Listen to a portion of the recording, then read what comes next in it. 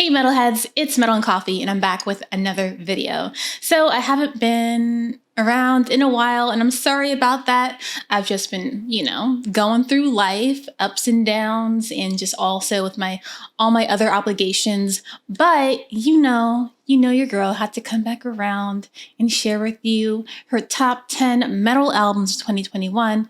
Even if it's like super late, here I am like a month into 2022 and I'm just now sharing my list trying to catch up with everybody else. But you know what? It's better late than never. So we're gonna go through it. And I'm gonna share with you my favorites from 2021. Also, please keep in mind that this is my top 10 metal albums of 2021. Not anyone else's, not yours. If you have something negative to say, like, oh, that's not metal, or that album sucks, you're better off just clicking off the video because I'm probably just gonna be sassy right back to you and say fuck you even.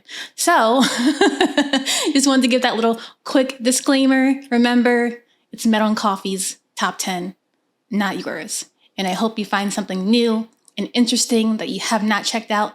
Or maybe I hope you find that your list aligns with me. Maybe, possibly, we'll see.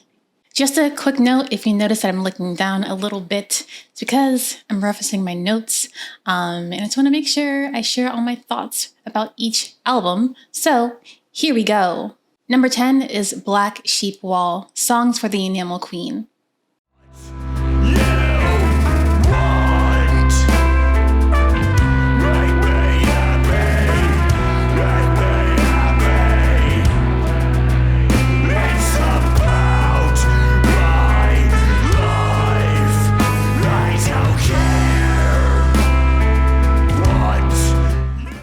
So Black Sheep Wall is a 5-piece post-metal band from Southern California. And about after 5 years not making any music, not putting anything out, they finally put out their new album called Songs for the Enamel Queen on a Silent Pendulum Records. This is their 4th full-length album. And it's pretty fucking great because it's on my countdown. This was actually my first time hearing about Black Sheep Wall. I was just checking out some independent releases and just doing my usual perusing across Sputnik Music. I'm not sure if anyone else uses that, but I use that to discover a lot of underground stuff. And I found them. They are very sludge-centric and a lot of post-hardcore elements. Again, I'm as someone who just discovered this band at their, 4th full-length release. This is my first look at it, and they are really, really solid. And I'm inspired to actually check out their earlier albums just based off this, amazing 4th release. My favorite tracks on this album are Mr. Gone, Ren, and Concrete God. Definitely check them out. Number 9, Leprous, Aphelion.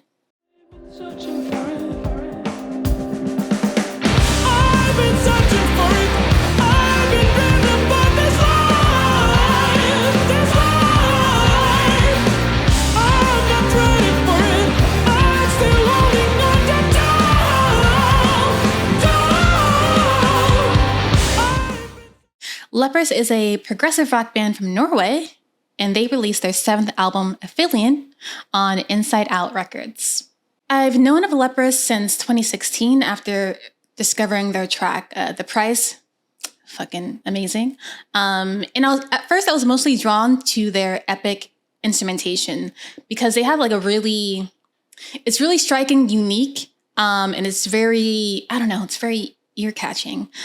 Initially, I wasn't a huge fan of the vocals, but also I think during that phase, I was just not really into clean singing in rock and metal in general. But eventually it grew on me. So when the album Aphelion came out, it was just a super fucking compelling album. They just know their fucking formula.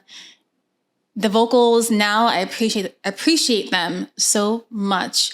The dude is so fucking talented. Like the notes he hits, and when I'm trying to sing along in the shower, I can't even hit those notes. I almost feel like he had to be like an opera singer at one point. Like he legit sounds like a classically trained vocalist. Besides that, as always, with every track, there are super memorable riffs, super memorable moments. You're never going to like not walk away remembering a riff after each track, which is an amazing quality to have. So whether it's a high octane song like Silhouette or a ballad like Castaway Angels, you're legit going to be trying to sing along even if you don't know the words yet. That's just how it is. My favorite tracks from that album are Out of Here, Have You Ever, and The Silent Revelation. Number 8, Boss Keloid, Family the Smiling Thrush.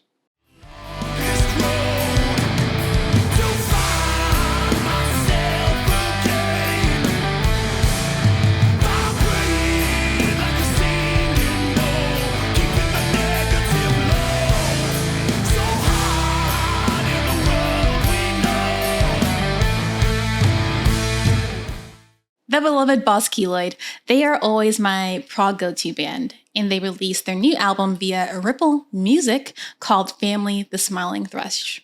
Now we all know the album they released prior to this, Melted on the Inch. I was an absolute just fanatic and continue to be a fanatic.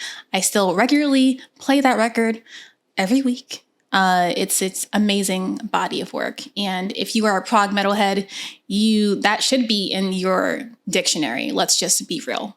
In terms of their latest release, I think they did a good job keeping up with the high bar they set. If I had to pick my absolute favorite, vocalist on the metal scene, it would have to be the vocalist from Boss Keloid.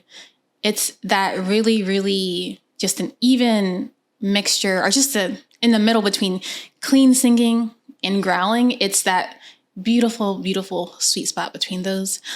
His voice always sounds super rich and super boisterous, and it just fills me with happiness. That's what I'm trying to tell you. Although I will say that there aren't as many memorable songs on this album as the previous one. Regardless, they made it on my top 10 because the musicality stays super, super fucking impressive. It's just, they take you on a journey, and every song is full-bodied, so many different elements, gorgeous elements. And yeah, that's why they made it on my list. I just can't say any more about it. My favorite tracks on that album are Gentle Clovis and Grendel. Album number 7, Vildhjarta's latest album.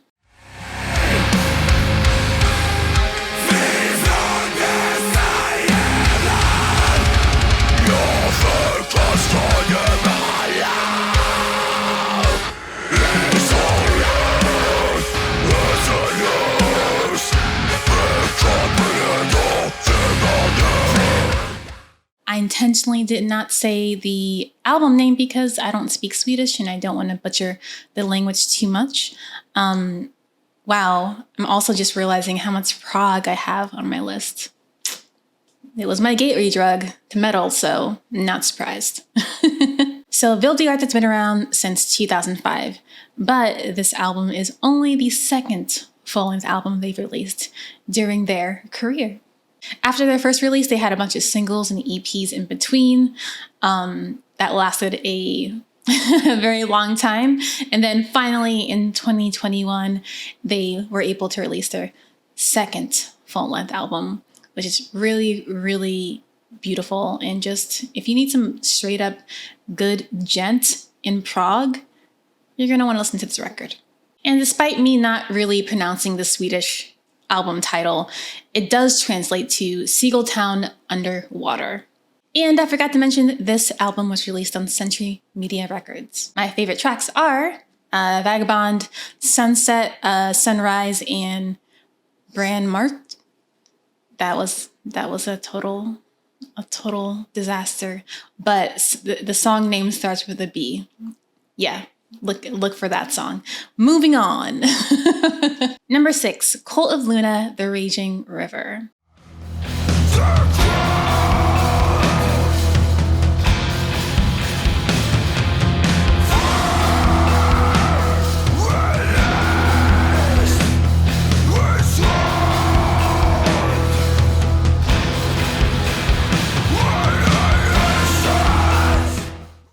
Cult of Luna, you already know. You already know. I love them so much. They are also from Sweden, like Vildhjarta, and they tend to linger in the post-metal and progressive metal realm. What the fuck? So like I mentioned before, they've been around for a very long time, 20 plus years, and The Raging River is the first album that they are releasing themselves on their own label, Red Creek Records. They figured it was finally time for them to take full control of their journey, and I could not agree more. In terms of The Raging River, I feel like they went back to their signature blueprint of thick, gloomy, machinic, and very structured compositions, and I absolutely welcomed it. My favorite tracks from this album are What I Leave Behind and I Remember. Number 5, Gojira Fortitude.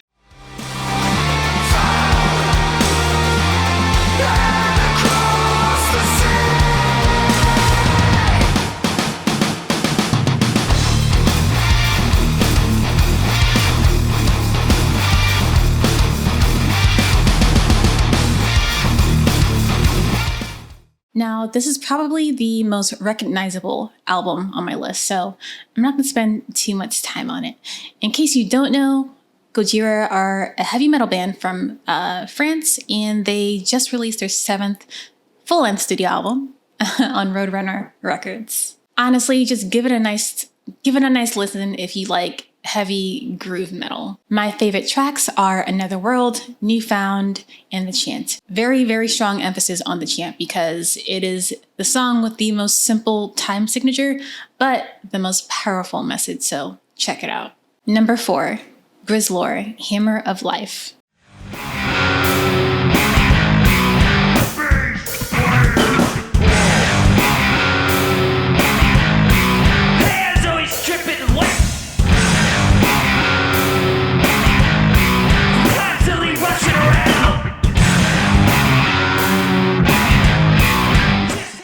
So Grizzler describes themselves as a noise rock power trio from hell.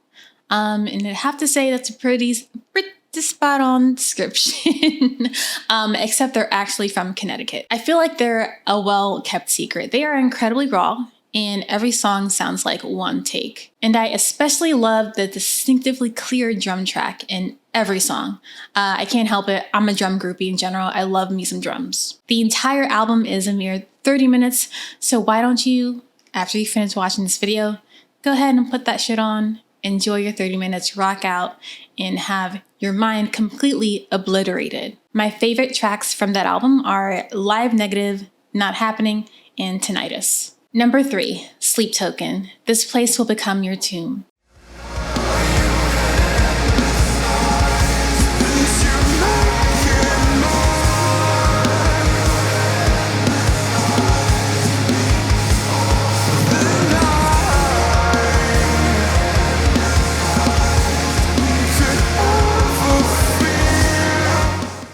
Sleep Token, the second outlier right after Leprous on this list. No, they're technically not metal, but they belong in the realm, if you know what I mean. There's always those couple of bands that aren't metal exactly, but go hard enough where their place is in the metal realm. So let's continue. Sleep Token is a British rock collective whose album I'm sure are on a lot of people's lists. They're even in Loudwire and Rolling Stone. They're fucking poppin'. They released their second album, This Place Will Become Your Tomb, on Spine Farm Records, and just like their debut, it is an absolutely beautiful body of work. Yes, this album is heavy, but not all heavy. The vocalist is also a pianist, so that is a very prominent element in their slower tracks, and it will absolutely have you in your fucking feelings as he sings about love that's super untouchable and just wanting things and wanting to be loved. It's sad. And relatable. My favorite tracks are Alkaline, Hypnosis, and The Love You Want. If you're living under a rock and you still haven't checked it out, just give it a listen. Give it a good listen and have a good old cry. Number 2. Spiritbox, Eternal Blue.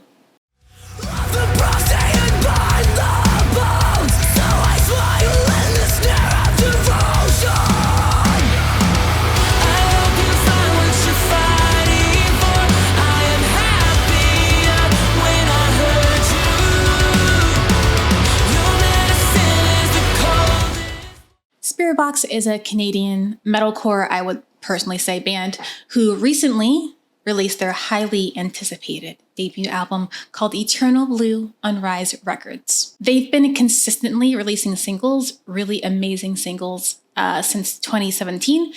And the people were just ready for a fucking debut album. Blessed Be. I still remember when that single came out and I was like, where is the rest? Can I have some more? Because your girl needs a full-length album. And they finally gave the people what they wanted. My favorite tracks on Eternal Blue are Hurt You, Yellow Jackets featuring Sam Carter from Architects, and Secret Garden. Number 1, King Woman, Celestial Blues.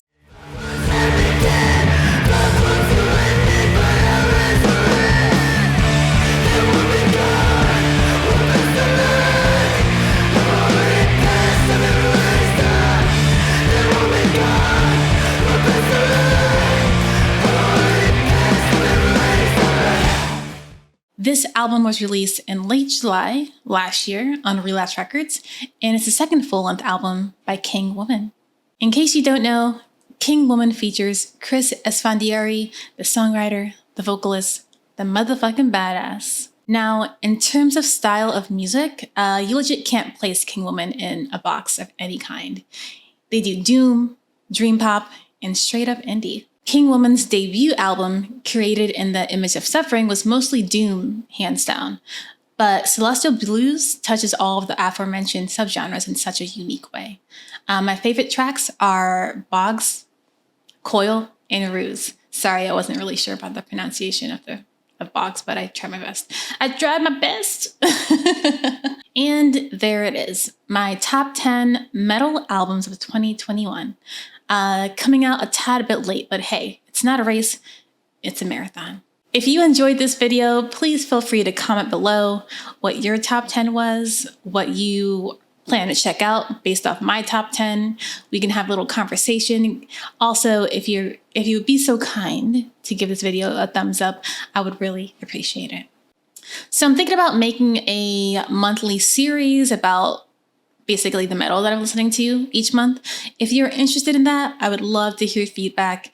I totally don't mind, and I just had a really fun time talking about metal with you and just vibing with you. So if you're interested in hearing the metal that I'm listening to throughout each month and kind of having like an end of the month metal recap video, let me know.